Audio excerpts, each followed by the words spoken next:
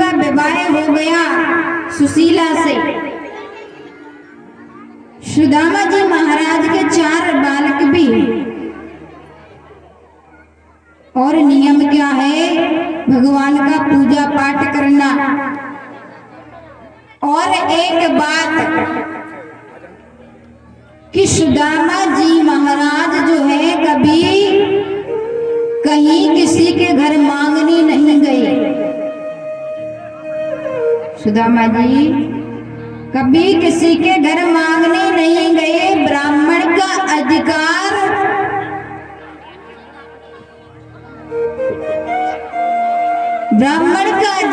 केवल इतना है कि वो दान ले सकता है, लेकिन वो अपने मुख से मांग नहीं सकता। तो सुदामा जी भी किसी के घर मांगने नहीं गए। जो पूजा पाठ कराते उनको जो भी मिल जाता उसी से अपना गुजारा करते हैं।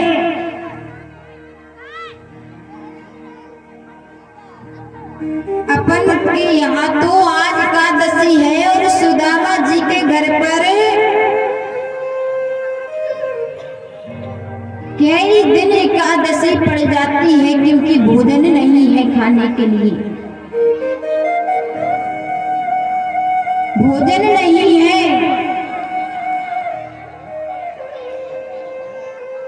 और क्या लिखा है किसी कवि ने कि रहीम ने जो नर मर चुके जो कहीं मांग न जाए, और उससे पहले वो मरे जिनके मुंह से निकली नाय। वैसे तो किसी को मांगना नहीं चाहिए, और अगर मांगता है, अगर जिसके द्वारे पर मांगने के लिए गए वो अगर उसने दान नहीं दिया, मना कर दिया, तो उससे पहले वो मर गए। देखिए महाराज, अगर आपके दरवाजे पर कोई मांगने आए या कोई भी आए, तो पता है आपका क्या कर्तव्य बनता है कि अगर कोई भी व्यक्ति आपके दरवाजे पर आए तो सबसे पहले तो आप उनसे राम राम कीजिए, और इसके बाद हो सके तो जलपान की पूछिए, और भोजन की पूछिए।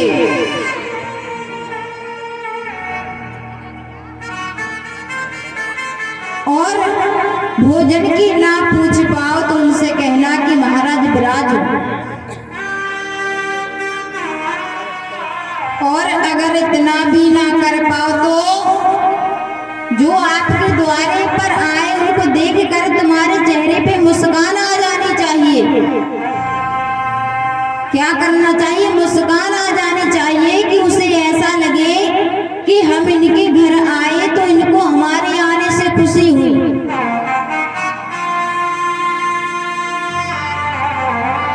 और अगर इतना भी ना कर सको तो आज हम बता रहे हैं तुम्हें क्या करना है कि आज है समापन दिवस, तो आज जब तरी चर्चा चरगा सुइए के लिए जो चूहा मारा। अभी नहीं, पहले कथा समापन हो जाता के बाद तो बढ़िया चूहा मारन यज्ञ और संध्या के अच्छे भोजन करके अच्छे से, और बढ़िया दूध में वो चूहा मार हो रही हो, और उस चूहा मार को पी जाना एक सांस में, उस दूध को पी जाना एक सांस में, और जाके आराम से पर रज्जो और भीतर से लगा लीजो कुंदी, मानो तुम चिल्लाओ तो कोई तुम्हें बचा भी ना आ पाए। और लेकिन मरने से पहले एक काम करते जाना, क्या?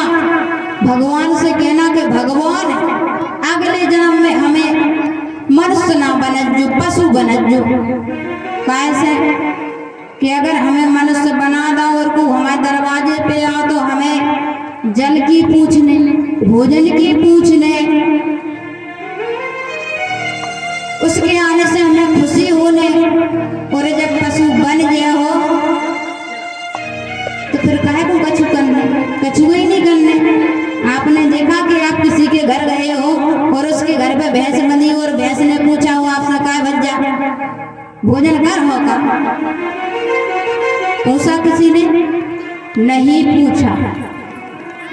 इसलिए अगर भगवान ने मनुष्य तन दिया है, अगर हमारे द्वार पर कोई मांगने वाला आ जाए तो उसको भिक्षा दे देनी चाहिए, क्योंकि सुदामा जी कहते हैं कि मर जाऊं मांगू नहीं अपने तन के पास, और पर स्वार्थ के कारण मुझे मांगने में आती लाज। सुदामा जी किसी के घर मांगने नहीं गए।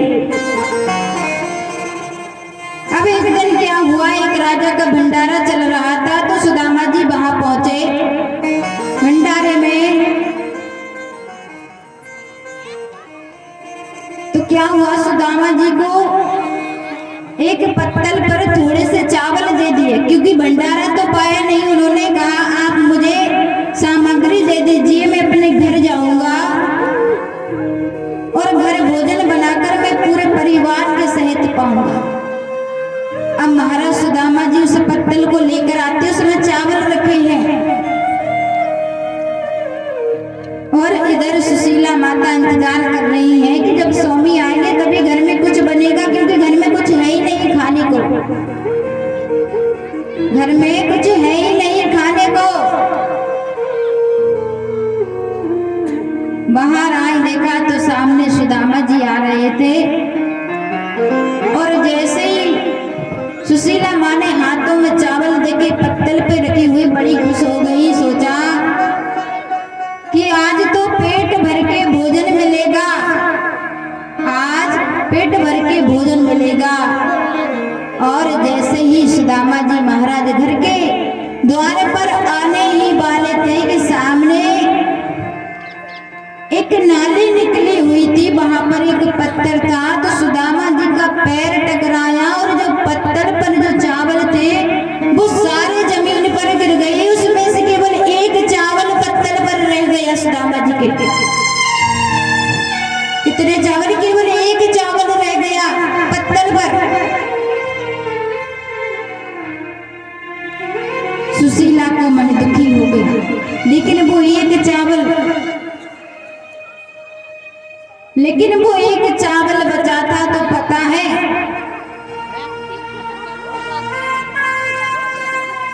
उस चावल को सुदामा जी ने हाथ में लिया और उसमें से आधा चावल तोड़ा, आधा चावल को सुशीला को दे दिया और आधा चावल अपने पास रख लिया और कहा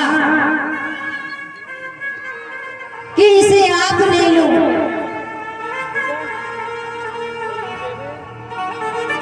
और जब सुशीला ने उस आधे चावल के टुकड़े को अपने हाथ में लिया तो सुशीला कहती है कि स्वामी, मैंने तो आपको देखकर ये सोचा था कि मन में विचार आया कि आज तो हम 6 लोगों का पेट भर जाएगा, आज इतना भोजन मिला है। तो पता है सुदामा जी का जवाब सुनना। सुदामा जी कहते हैं 6 लोगों का, लेकिन घर में तो 7 हैं। पता है कैसे? सुदामा जी गिनती कर रहे हैं, कहते हैं एक मैं और एक आप और 4 हमारे बच्चे और एक हमारे द्वारकाधीश श्री कृष्ण भगवान। अगर हमने 6 दिनों से कुछ नहीं खाया तो 6 दिनों से हमारे भगवान भी तो भूखे बैठे, उन्होंने भी तो कुछ नहीं खाया।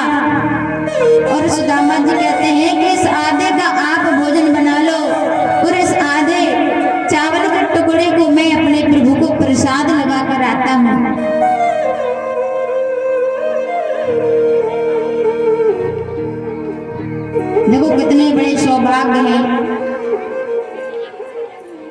कि कथा सुनने के लिए आए, मनुष्यों से अच्छी है।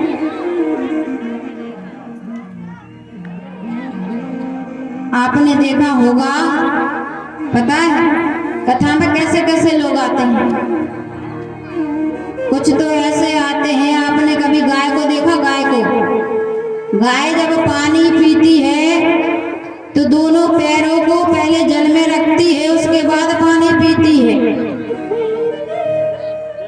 और जब ये बकरी पानी पीती है तो दोनों पैरों को जल में नहीं रखती, पानी पीती है।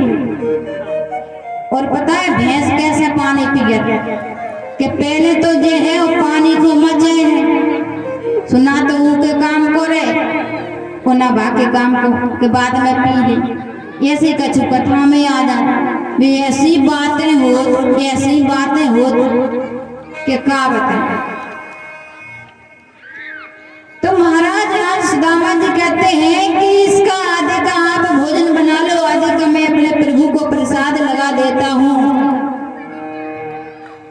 तो सुशीला कहती है कि हे स्वामी, इस आधे टुकड़े को भी आप रख लो, हमें लगता है कि हमसे ज्यादा आपके प्रभु को भोजन की ज्यादा जरूरत है। और सुदामा जी कहते हैं कि देवी मैं तुम्हारी जैसी पत्नी पाकर धन्य हो गया कि जो आप मेरे अच्छे बुरे समय में साथ हो।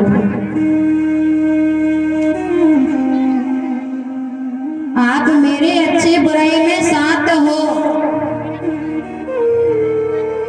और भगवान ने ये सब देख रही है, द्वारकाधीश श्री कृष्ण भगवान सब देख रहे हैं और भोजन के लिए बैठे हैं।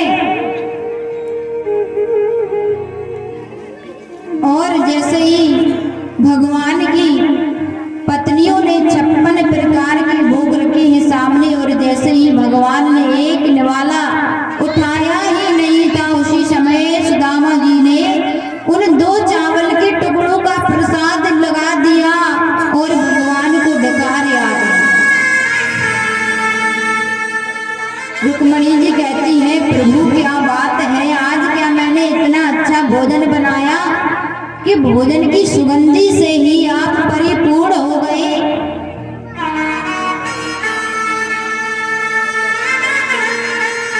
तब भगवान सुदामा जी के बारे में बताते हैं रुक्मणी जी को कि मेरा भक्त है, उसका इतना भाव है, मेरे बचपन का मित्र है। इधर सुदामा जी के घर में कुछ खाने को बचा नहीं है, तो आज सुदामा जी उनको भगवान का भजन करने लगे। जो उनकी पड़ोसी थे उनसे पता चला कि भगवान श्री कृष्ण सुदामा जी के परम मित्र हैं, पता चला। तब सुशीला एक दिन कहती है कि प्रभु आप अपने मित्र के पास क्यों नहीं जाते? सुदामा जी कहते हैं अरे कैसे बावलियों की तरह बातें करती हो, मैं अपने मित्र के पास मांगने जाऊंगा क्या?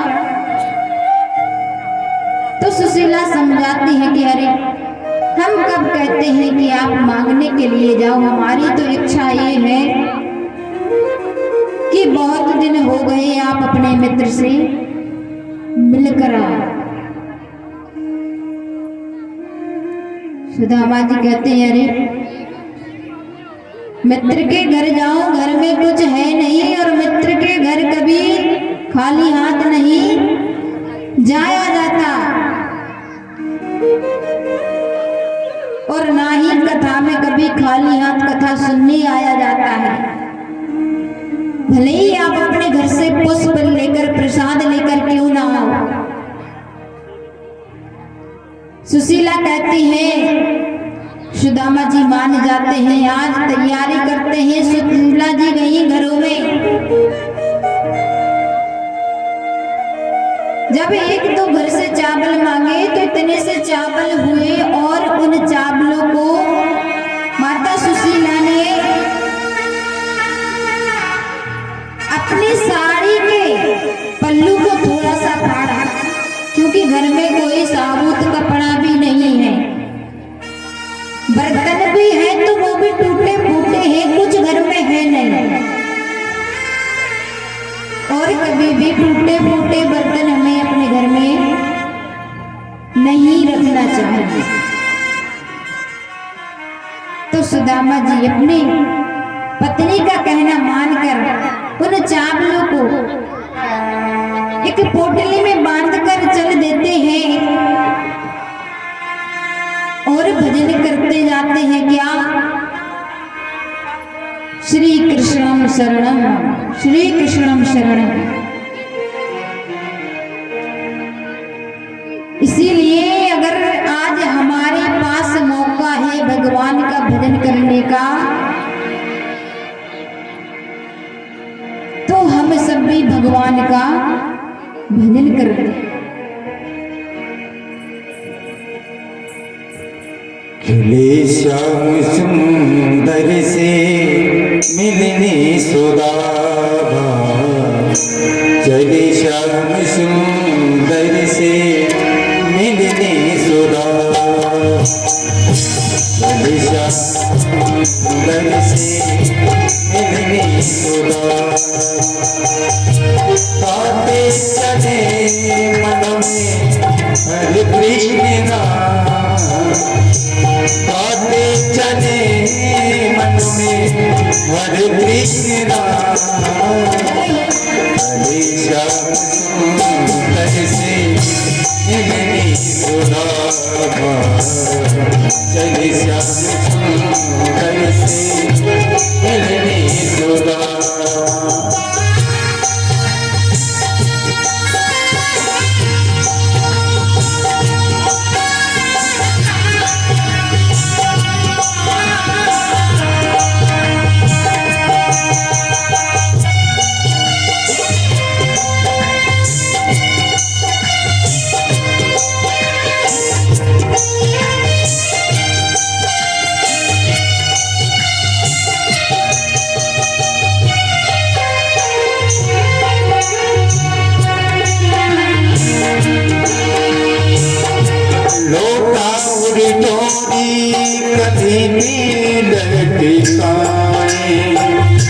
चावल की पोटली बगल में दबाए, टोरी टोरी कंधे पे टिकाए, चावल की पोटली बगल में दबाए, आते चले मन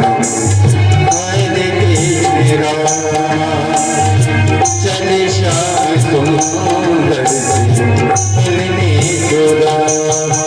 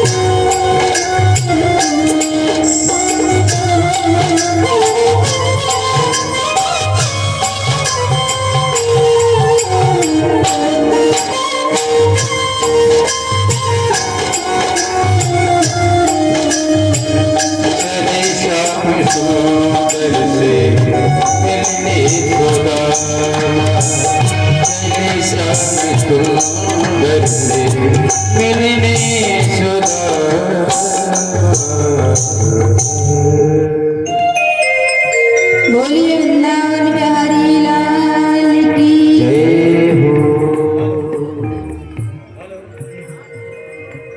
हेलो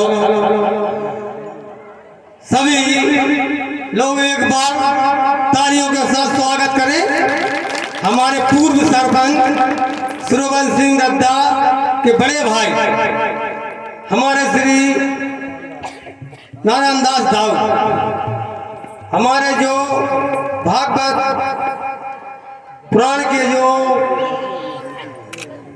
व्यास गद्दी पे विराजमान बैठे हमारी श्री करुणा किशोरी जी का स्वागत कर रही हैं, सम्मान कर रही हैं। और हमारे जो मंच पे विराजमान संगीतमय भाई हैं उनका भी सम्मान थोड़ी ही देर बाद करेंगे। अभी मंदिर में गए अंदर पूजा पाठ करके आ रहे हैं। सभी लोग हमारे पूर्व सरपंच साहब का तालियों के साथ स्वागत करें। जय बोलो भागवत महापुराण की जय।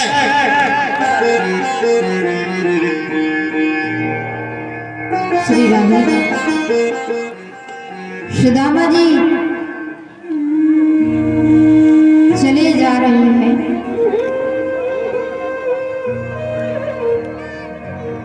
और जब द्वारकापुरी के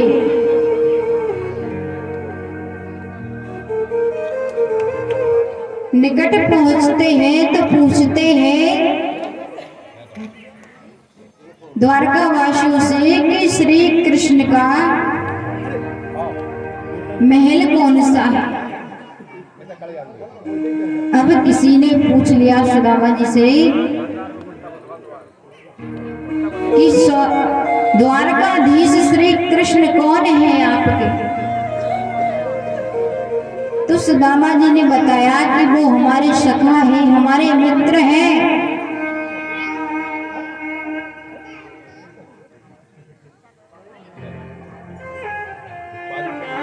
हमारे मित्र हैं, मैं उनसे मिलने के लिए आया हूं।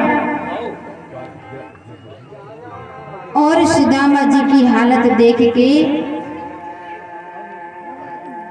वो हंसने लगते, कहते हैं अरे ये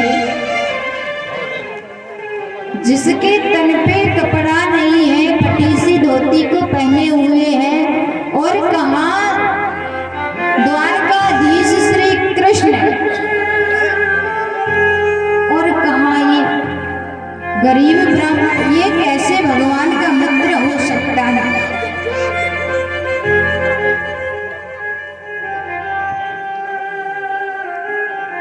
कई लोगों ने तो सुदामा जी का मजाक उड़ाया कि अरे ये अपने आप को मित्र कहता है श्री कृष्ण का। जब ऐसा सुना सुदामा जी ने तो एक बार के लिए उनका मन हुआ, एक बार के लिए उनका मन हुआ कि मैं अपनी नगरी वापस लौट जाऊं। लेकिन फिर सोचते हैं कि अरे इतने दूर से तो आया हूं, इतने वर्ष हो गए अपने मित्र से मिले हुए, तो आज मित्र से मिलकर ही अपने घर जाऊंगा। और पूछते पूछते सुदामा जी भगवान के महल के द्वार पर पहुंच गए।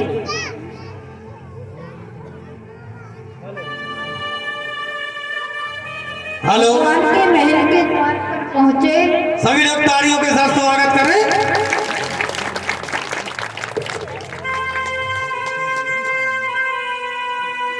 हमारे श्री सुरवन सिंह दत्ता भागवत महापुराण पर माला अर्पण करें।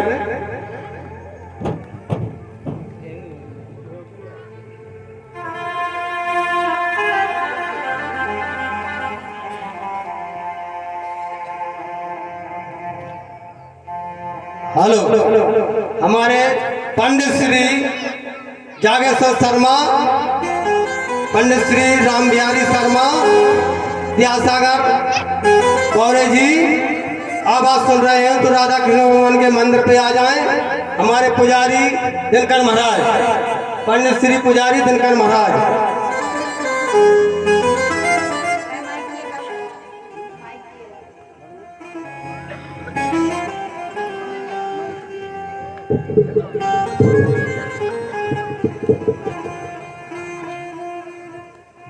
हेलो, हमारे पुजारी जी आ जाएं, मंदिर के पुजारी जी बाहर आ जाएं। आपका ठीक है, सही है महाराज। बोलो राधा कृष्ण भगवान की जय।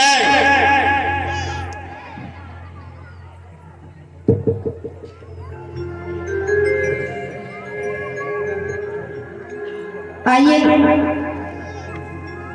जब तक सम्मान होता है, जब तक एक भजन, उसके बाद जैसी हरि की इच्छा। सभी भक्त तालियों के साथ आइए। तो कहना है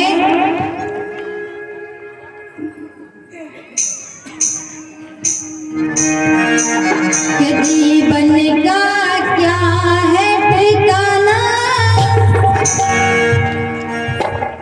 हो आज आए कल है जाना, हो जीवन का क्या है ठिकाना, हो आज आए कल है जाना। तो जाते जाते प्यार करे रोजी, मेरे ठाकुर का दीदार करे रोजी।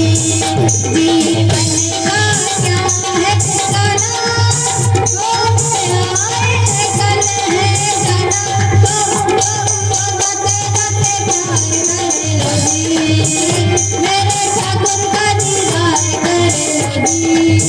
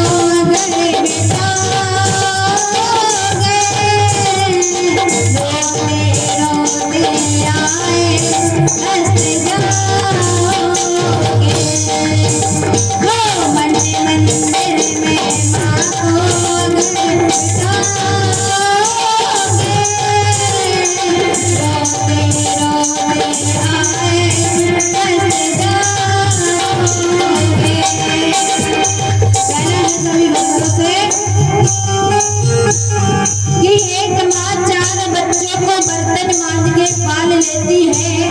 एक माँ 4 बच्चों को बर्तन मांज के पाल लेती है, लेकिन आज 4 बच्चों से एक माँ नहीं पाली जाती। कहना है मने मंदिर में माँ को गए बिठा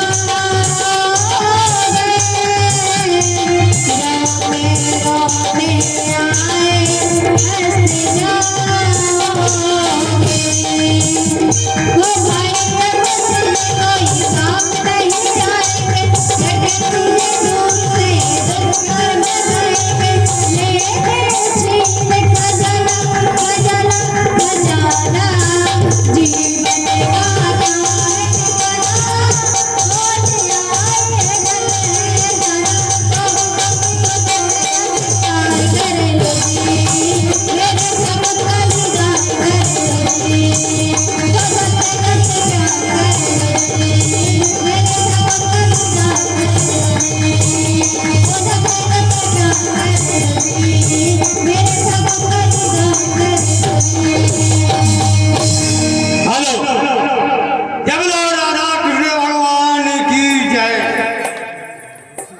हमारे सरपंच साहब का प्रसाद केला बटेगा। बोलो भागवत महापुराण की जय। हमारे सरपंच साहब का दान आया है 5100 रुपया, 50 किलो आटा और 50 ट्राली मट्टी यहाँ पुराई के लिए उन्होंने बोली है। 50 ट्राली मट्टी ग्राउंड की पुराई के लिए बोली है। हमारे सरपंच साहब का एक बार सभी लोग तालियों के साथ स्वागत करें। बोलो राधा कृष्ण भगवान की जय। बोलिए वृंदावन बिहारी लाल की। आज सुदामा जी द्वार पर पहुंचते हैं और कहते हैं क्या ये द्वारकाधीश श्री कृष्ण का महल है? तो कोई उनको बता दीजिए कि उनका मित्र सुदामा उनसे मिलने के लिए आया है। पहले तो द्वारपाल सोचते हैं कि कहाँ आए, और जैसे ही भगवान श्री कृष्ण को जब एक सैनिक जाके बताता है कि द्वार पर कोई ब्राह्मण आया है, वो कहता है कि मैं द्वारकाधीश श्री कृष्ण का मित्र हूँ। भगवान ने पूछा क्या नाम है, और जैसे ही नाम बताया कि सुदामा, भगवान जी दौड़ पड़ते हैं। भगवान दौड़ पड़ते हैं, उनको बिल्कुल होश नहीं है कि पाँव में चरण पादुका नहीं पहनी है, और नंगे पैर ही दौड़ लगा देते हैं। कहीं पर पीताम्बर करता है, कहीं पर मुकुट करता है, बस दौड़ लगा देते हैं। और सुदामा को देखा भगवान ने हृदय से लगा लिया, और भगवान और आज सुदामा जी एक दूसरे को देखकर ही नेत्र सजल हो जाते हैं। भगवान की आंखों से आंसू बहने लगते हैं। कहते हैं सुदामा मित्र, बड़ी देर लगा दी तुमने आने में, कितने दिन हो गए, कितने दिन हो गए। भगवान सुदामा जी को अपने साथ लेकर जाते हैं और सिंहासन पर बिठाते हैं, और कहते हैं रुक्मणी जी से कि जल लेकर आओ, जल्दी से जल लेकर आओ। रुक्मणी जी भी सोच में पड़ गई, सभी पत्नियां सोच में पड़ गई कि ऐसा कौन सा मित्र आया कि भगवान बेसुध होकर भागे। अब कहते हैं कि जल्दी से जल लेकर आओ, और रुक्मणी जी जल लेकर आती है, चरणों को धुलाने लगती है। तो जैसे ही भगवान ने सुदामा जी के पैरों को देखा तो उनमें कई कांटे लगे हुए थे। वे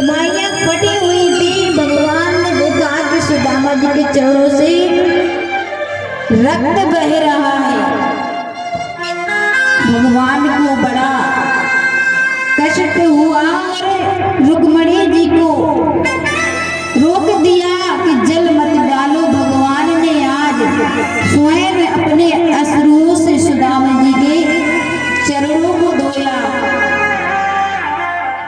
कि देखे सुदामा की दीन दशा, करुणा करके करुणा निधि रोए और पानी पराते को हाथ छुओ नहीं, नैनन के जल सौंपक दिए।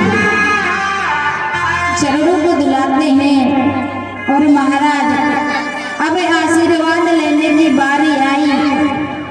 सुदामा जी आशीर्वाद देते हैं, पत्नी आती है आशीर्वाद देने के लिए।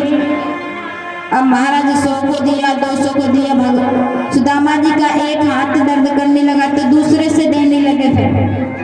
फिर कहा कन्हैया ये तो बता कि तुझे क्या पता था मेरे आने का, जो गांव वालों को मोहल्ले वालों को तूने इकट्ठा कर लिया। भगवान हंस पड़ते हैं और कहते हैं ये सब अपना ही घर है। कहा कन्हैया तूने इतने ब्याह कर लिए, मुझे बुलाया ही नहीं। अब भगवान बोले कहा बताया कि कितनी जल्दबाजी में ब्याह हो गए हमारे। और आज कहते हैं कि सभी पत्नियां एक साथ ही आशीर्वाद ले लो। अब भगवान कहते हैं सुदामा जी से कि मित्र तुम मेरे लिए कुछ लाए नहीं, भाभी ने मुझे मेरे लिए कुछ भेजा नहीं। अब सुदामा जी पोटली को कांख में छुपाए हुए। भगवान तो समझ गए, लेकिन सुदामा जी शर्म वश दे नहीं रहे हैं कि इतना बड़ा राजा द्वारकाधीश श्री कृष्ण और मैं क्या लेकर आया, चावल। जब सुदामा जी जैसे ही छुपाने लगे, भगवान कहते अरे सुदामा क्या छुपा रहे हो, मित्र क्या छुपा रहे हो। और भगवान उस पोटली को छीन लेते हैं और देखा उस कपड़े में जो चावल बंधे हुए थे। भगवान उस कपड़े को देखकर समझ गए कि सुदामा जी के घर की हालत क्या है। चावलों को देखा तो उसमें 2-3 प्रकार के चावल थे। अगर एक घर की होती या सुदामा जी के घर की होती तो चावल के दाने एक जैसे होते, तो उसमें कई प्रकार के चावल हैं। भगवान के नेत्र सजल हो गई और भगवान ने पहले तो एक मुट्ठी खाई, दूसरी मुट्ठी खाई, और जब एक मुट्ठी में एक लोग दे दिया, दूसरी मुट्ठी में 2 लोग दे दिए, और जैसे ही तीसरी मुट्ठी खाने की हुई तो रुक्मणी जी ने हाथ पकड़ लिया और कहने लगी अरे प्रभु आपके मित्र के यहाँ से प्रसाद आया है तो क्या आप अकेले ही खा लोगे, हमको नहीं दोगे। और रुक्मणी जी ने उस प्रसाद को, उन चावलों को ले लिया और सभी पत्नियों ने आपस में थोड़ा थोड़ा करके आपस में बांट लिया, उसको खा लिया महाराज। अब यहाँ पर सुदामा जी एक दिन रुकते हैं और अपने सुदामापुरी वापस जाने लगते हैं। सुदामा जी सोच रहे इतना बड़ा महल सब कुछ है पर कन्हैया ने कुछ दिया नहीं, मन में सोच रहे हैं, लेकिन सुदामा जी कभी मांगेंगे नहीं। और जब सुदामा जी विदा लेकर कन्हैया तो कहते हैं अरे सुदामा इतने दिनों के बाद तो आए और इतने जल्दी जाने लगे। रोकते हैं लेकिन सुदामा जी विदा लेकर अपनी जन्म सुदामापुरी वापस आते हैं और देखा सबसे पहले सुदामा जी भगवान के मंदिर गए, जो उनके गांव में मंदिर था। सबसे पहले वो मंदिर गए तो देखा वहां पर माता सुशीला उनका इंतजार कर रही थी। और जैसे ही सुदामा जी मंदिर में आए, माता सुशीला ने उनको प्रणाम किया तो आज सुदामा जी कहते हैं हे देवी आप कौन हो, क्योंकि उनकी अवस्था बिल्कुल सुंदरता में युवा अवस्था हो गई, जो बूढ़ी सी दिख रही थी माता लक्ष्मी के आशीर्वाद से। और महाराज सुशीला कहती हैं स्वामी मैं आपकी पत्नी सुशीला हूँ, कहा ये कैसे हो गया, इस नगरी का स्वरूप कैसे बदल गया। तब सुशीला कहती है कि हे प्रभु, ये सब श्री द्वारकाधीश श्री कृष्ण की आशीर्वाद का फल है। सुदामा जी बड़े प्रसन्न होते हैं और भगवान के श्रद्धा तो उनकी थी, अब और ज्यादा भगवान का भजन करने लगे। इस प्रकार से भगवान ने सुदामा जी की गरीबी को दूर किया। तो हम भी उनसे प्रार्थना करें कि वो हमारी गरीबी भी दूर करें। आइए, कुछ दानदाताओं का दान आया है। बोलिए भागवत महापुराण की जय। आज जिन दानदाताओं का दान आया है वो इस प्रकार 5100 रुपया हमारे पूर्व सरपंच श्रोवन सिंह दद्दा और 1 टीन डालडा का इनने दिया है, और 100 रुपया श्री शिवपाल पाल, 200 रुपया रूप सिंह यादव ढुआई, 100 रुपया रमेश नापेर, 500 रुपया श्री मलखान सिंह यादव दद्दा सकूली खिराक, और 100 रुपया श्री खरगे मास्टर, 500 रुपया श्री पेश सिंह विश्वकर्मा सचिव, 100 रुपया पल्लू अहरवाल शिवरामपुर, 100 रुपया श्री श्री वंशकार सकूली। जिन दानदाताओं ने इस भंडारे हेतु दान दिया है उनका भगवान हर समय भंडार भरा रहे और खुशी रहे। कमेटी की ओर से इन सबका स्वागत है, वंदन अभिनंदन।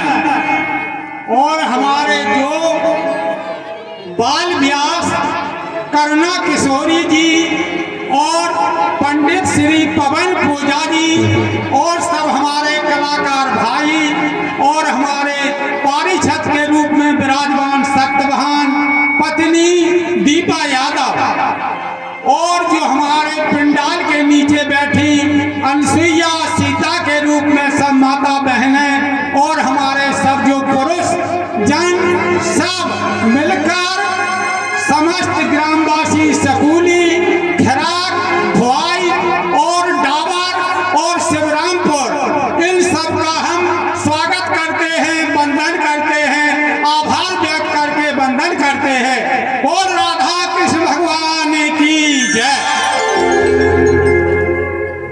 बोलिए वृंदावन बिहारी लाल की जय हो। अब महाराज जो कंस के ससुर थे जरासंध, वो बार बार आक्रमण कर रहे हैं। भगवान कहते हैं इनका क्या किया जाए। अब भगवान पता है किसके पास जाते हैं, पांडवों के पास जाते हैं।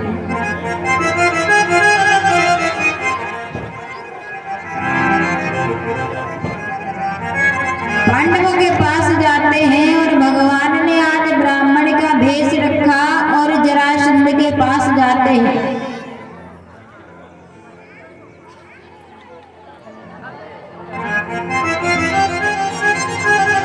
माताओं बैठ जाओ, भंडारा कर ले, आज नहीं है, अभी कुछ नहीं मिलेगा आपको जाने से, थोड़ा बैठ जाओ 10 मिनट।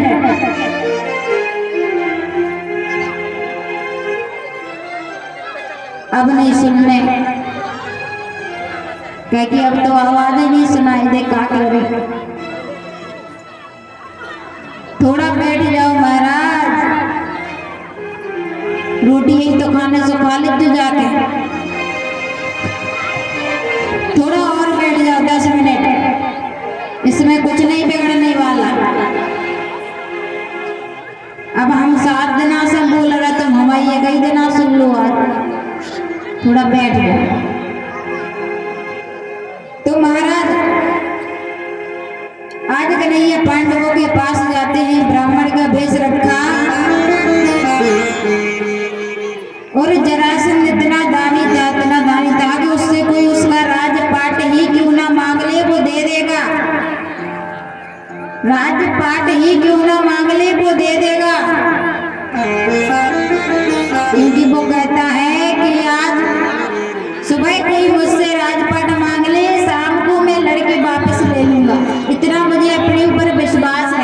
तो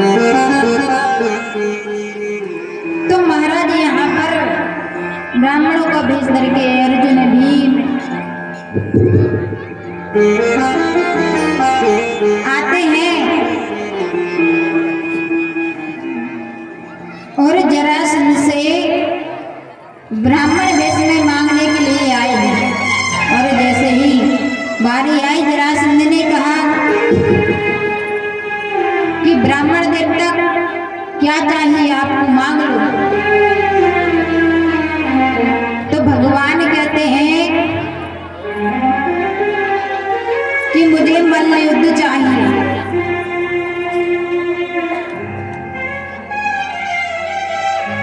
तो भगवान कहते हैं कि मल्ल युद्ध चाहिए। अब जरासंध कहने लगा कि हमने तो सोचा कोई धन मांगोगी या कुछ कहोगी। इतने में अर्जुन ने कह दिया ऐसे हाथ करके कि जितना कहते हैं उतना करो। और जैसे ही ऐसे हाथ किया तो जरासंध ने अंगूठे पे निशान देखा अर्जुन के। जो क्षत्रिय होते हैं तो जो धनुष चलाते हैं तो अंगूठे पर निशान पड़ जाता है। तो जरासंध कहता है अरे तुम ब्राह्मण तो नहीं, तुम तो क्षत्रिय हो। तब सारा भेद खुल गया। तब जरासंध कहता है कि हे कृष्ण, अगर तुम मुझसे सामने से मांगते युद्ध को तो क्या मैं मना करता? नहीं करता। और जरासंध कहता है कि चलो आप जिस भी रूप में आए मुझे कोई फर्क नहीं पड़ता, मुझे कोई फर्क नहीं पड़ता। लेकिन बोले मेरी एक शर्त है। क्या?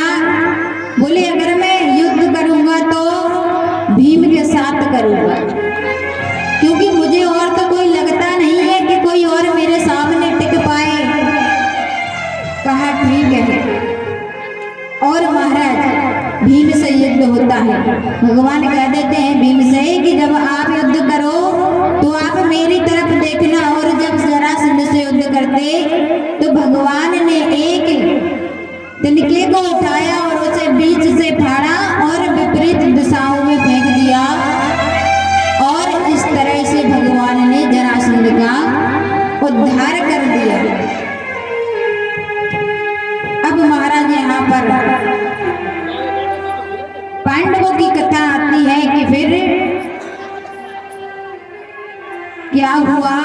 श्री राधे, जो हमारी माता बहनें जा रही हैं, अभी जो पूज्य देवी करुणा किशोरी जी अपनी अमृतमयी वाणी कथा श्रवण कराई हैं, उनके हाथों से यहाँ चावल वितरण होंगे। जो सुदामा जी की भेंट में ठाकुर जी को गए थे, वो चावल वितरण होंगे। तो सभी माताएं बहनें वही चावल लेकर के जाएंगी, क्योंकि भगवान की कृपा के चावल है वो। तो और 10 मिनट की कथा है, आप लोग रुको और चावल लेकर के जाएं व्यास जी महाराज जी के हाथ से। श्री राधा। तो जब मल्ल युद्ध हुआ तो जरासंध का उद्धार किया भगवान ने। अब यहाँ पर क्या हुआ कि युधिष्ठिर ने बड़ा महल बनवाया, मायावी महल, जिसमें दुर्योधन आया। और वह उसने सोचा कि यहाँ पर जल नहीं है और वह गिर गया। और जिस कारण से द्रौपदी के 2 शब्दों ने महाभारत करवा दिया। हमारी गाना गाते हमें याद करे कोई ना करे गा दिए। मीठे रस्सी भरी राधा रानी लागे, मानी यमुना जी को खर खर पानी लगे। धन्यवाद। बोलना भी तुमने क्या दी थी आज बोला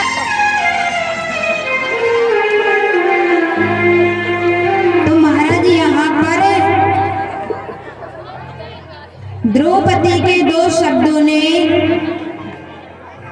महाभारत कर दिया। और दोनों पांडवों में कौरवों में युद्ध हुआ। कौरवों की हार हुई और पांडवों की जीत हुई महाराज। और यहाँ पर भगवान सबसे विदा लेते हैं। जब माता गांधारी के पास आते हैं माता गांधारी कहती हैं कि ये सब तुम्हारे कारण हुआ है कृष्ण, क्योंकि अगर तुम नहीं होते तो ऐसा नहीं होता कि पांडवों में से कोई मारा ना जाए। तो मैं तुम्हें श्राप देती हूँ कि जैसे मेरा वंश नष्ट हुआ है ऐसे ही तुम्हारे वंश में कोई नहीं बचेगा। भगवान कहते हैं कि आपने तो मेरा काम आसान कर दिया। नहीं आज के युग में कोई भगवान का वंशज होता तो वो बड़े अहंकार में जीता और कहता अरे हम भगवान के वंशज हैं, हमारी पूजा करो, क्योंकि कलयुग में तो व्यक्ति अहंकारी हो गया है। तो भगवान क्या कहते हैं कि आपने तो मेरा काम आसान कर दिया। अब एक दिन क्या हुआ, एक दिन हुआ एक भगवान के जो पुत्र पौत्र आदि थे, भगवान की जो पत्नी है जामवंती, उनका जो पुत्र है शाम, वो एक दिन नारी का वेश बना करके सभी बालक खेल रहे थे। और जब खेल रहे थे तो उस बालक ने कहा, ऋषियों के पास गया जो कुछ बातचीत कर रहे थे, जरा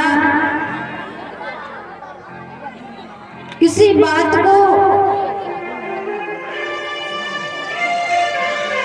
बातचीत कर रहे थे।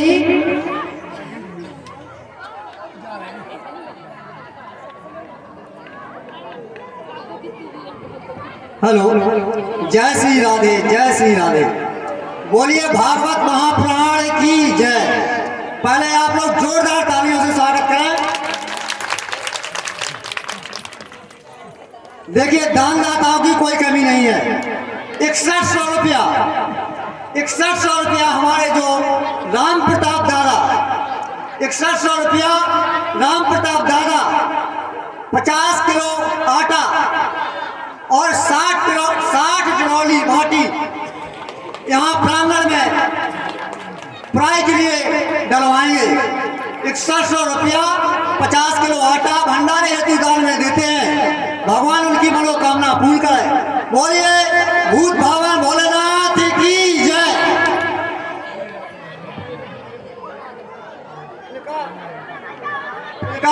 तालियों द्वारा स्वागत करें सभी लोग। तालियां तो कम से कम बजाते ही जाओ।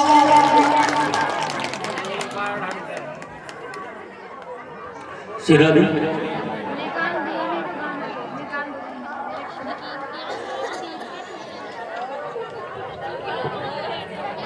बोलिए वृंदावन बिहारी लाल की। और जब शाम ऋषियों के पास पहुंचा और कहने लगा कि बताओ, जो बालक थे भगवान के कहते हैं कि बताओ इसके लड़का होगा कि लड़की होगी। ऋषियों ने कहा जहाँ भृगु जी बैठे हैं, मार्कंडे जी बैठे हैं, अंग बहुत बड़े बड़े ऋषि मुनि बैठे हैं कि बताओ इनके लड़का होगा कि लड़की। ऋषियों ने एक बार के लिए कहा कि आप जाओ, हम कुछ जरूरी बात कर रहे हैं। तब वो बालक नहीं माने तो ऋषियों ने श्राप दे दिया कि जाओ, इससे ना तो लड़की होगी और ना ही लड़का होगा, इससे एक मूसल होगा जिससे तुम्हारा पूरा वंश नष्ट हो जाएगा। तो बालक जो थे घबरा जाते हैं और इस बात को भगवान को नहीं बताते हैं, अपने दादाजी को बताते हैं। तो क्या किया, उस मूसल को समुद्र में घिसवा दिया। उस मूसल को समुद्र में घिसवाया जिससे इलाबिल नाम का एक घास हुई, उससे कहते हैं कि जो यदुवंशी थे आपस में लड़कर मर गए। और अब भगवान का भी जाने का समय आ गया। तो भगवान सभी गोपियों से मिले, नंद बाबा से मिले, सबसे विदा लेते हैं। और आज भगवान क्या है,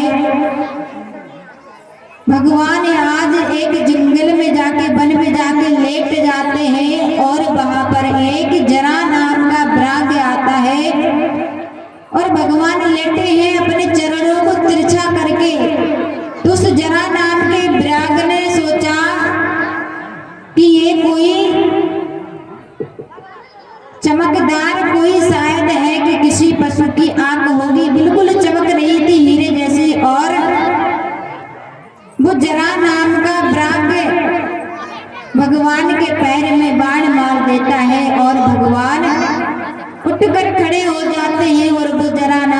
ब्राग आता है, कहता है अरे प्रभु मैंने आपको मारा, मुझे क्षमा कर दीजिए। लेकिन भगवान कहते हैं कि इसमें तुम्हारी कोई गलती नहीं है, इसमें तुम्हारी कोई गलती नहीं है।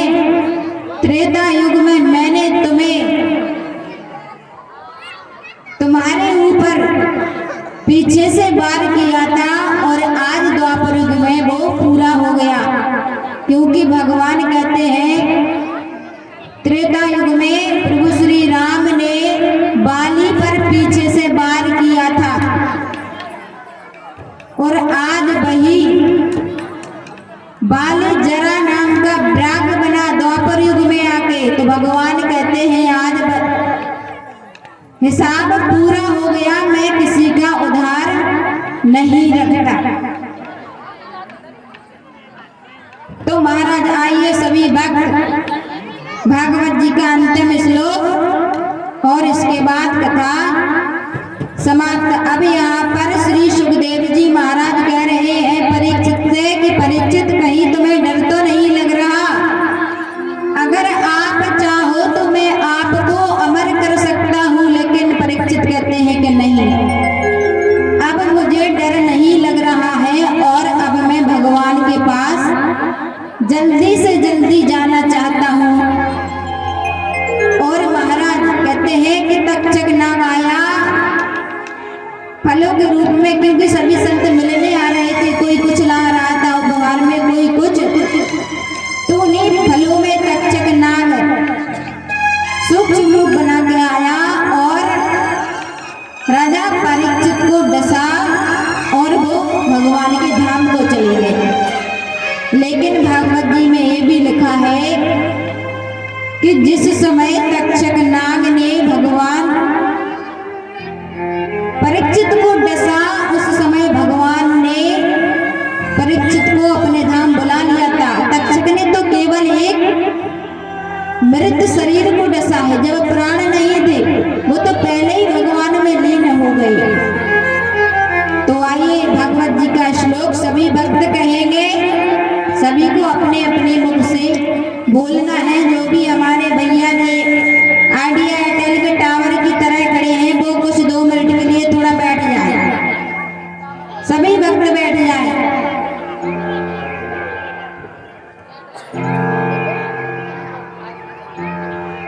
अरे दादा बैठ जाओ।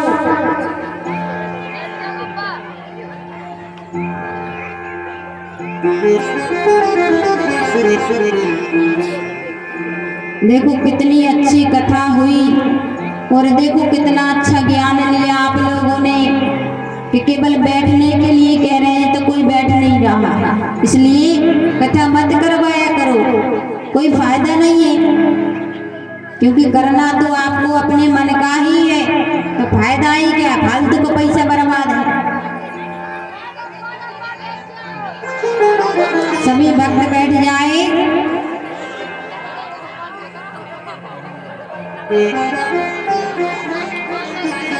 आइए सभी भक्त एक अब दादाजी को और जल्दी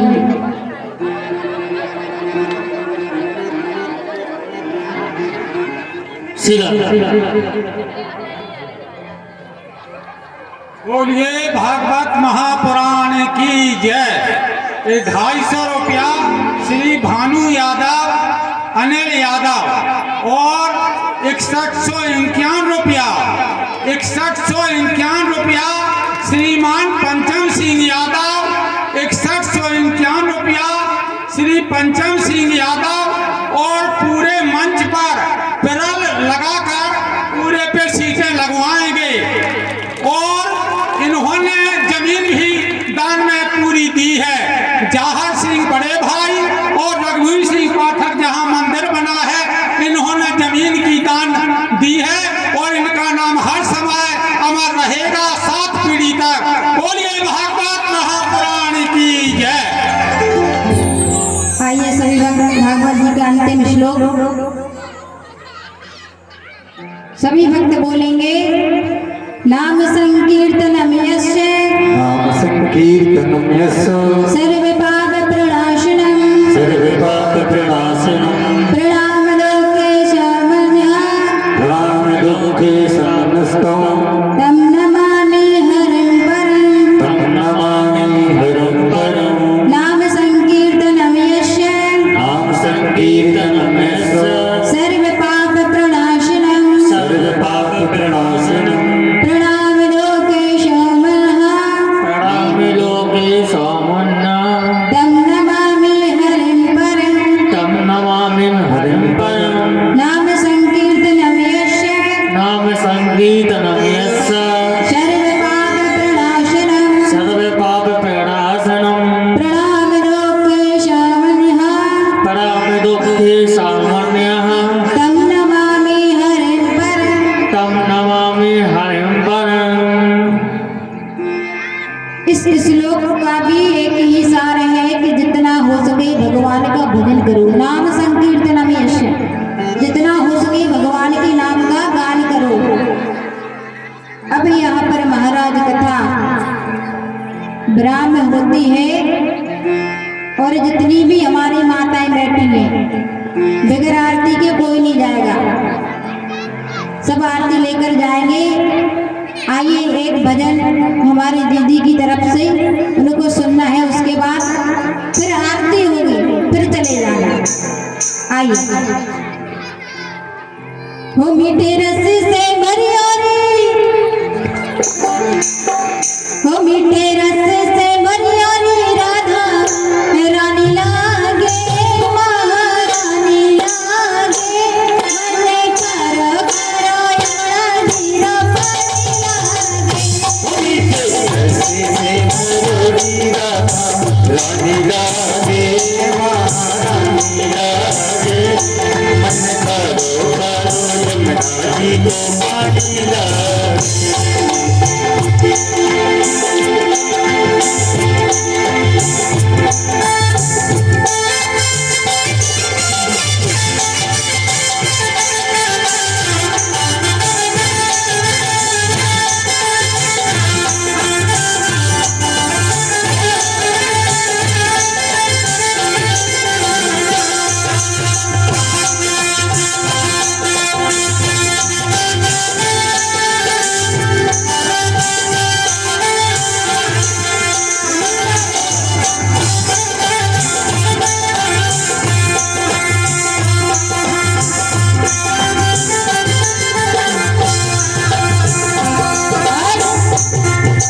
यमुना मैया काली काली राधा गोरी गोरी। यमुना मैया करे करे राधा गोरी गोरी। वृंदावन में भीम बरसाए की छोरी देते धाम राधा डूबे लगे साजना से, महारानी लागे, मन करो करो पानी लागे। Thank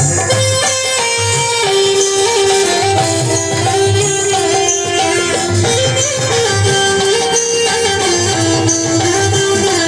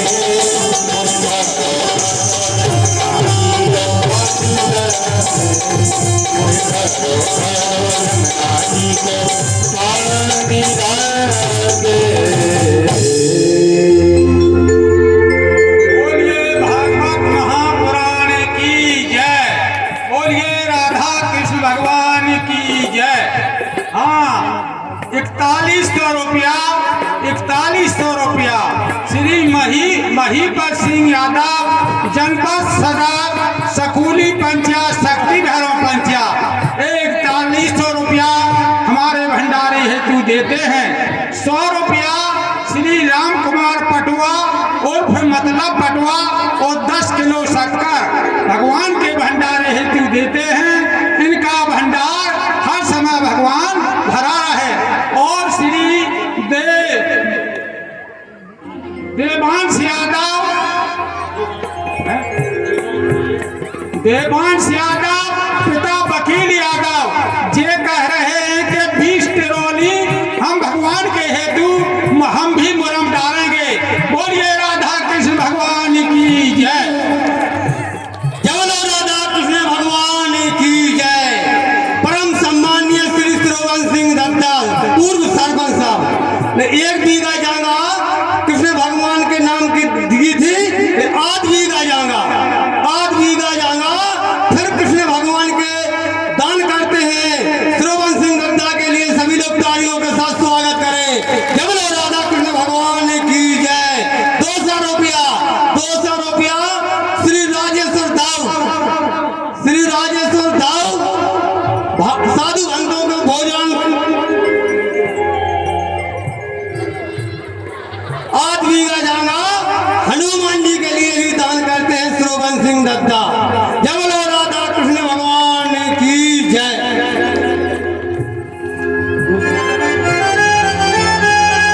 हाँ, 200 रुपया श्री राजेश्वर दाऊ यादव भगवान के भंडारे हेतु देते हैं। भगवान इनका भंडारा भरा रहे और भगवान की कृपा से इनकी तबीयत भी ठीक हो जाए।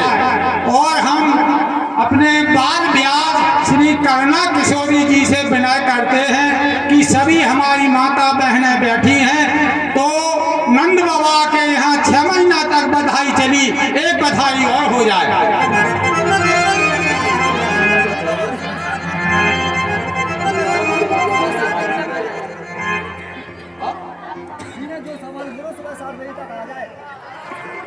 हेलो, जिसने जो भी आटा रिफाइंड जो भी शक्कर जिसने बोला है वो सवेरे 7 बजे तक आ जाए। सवेरे 7 बजे तक आ जाए। जिसने जो दान बोला है वो सवेरे 7 बजे तक आ जाए। जय बोलो राधा कृष्ण भगवान की जय। आइए ठाकुर जी के चरणों में महाराज भजन तो हो जाएंगे। जय श्री राधे। 200 रुपया श्री राम स्वरूप केवट और 200 रुपया श्री मंगल अल्लाह, 200 रुपया श्री मंगल अल्लाह भंडारे हेतु दान में देते हैं। भगवान इनकी मनोकामना पूर्ण करे। बोलिए राधे कृष्ण की जय। श्री राधे। भजन तो हो जाएंगे लेकिन हमारी भी शर्त है कि माताओं को जाना नहीं है जब तक हम नहीं जाए। नहीं कहीं हमारा भजन गाओ और हम बजे चले, रुकना भी तो पड़ेगा। तो कोई नहीं जाएगा, आरती के बाद ही जाएंगे सब। आइए भजनों का आनंद लेते हैं भगवान के श्री चरणों में। हो बाके बिहारी की देख छटा, हो देख छटा मेरा मन है गया लटा।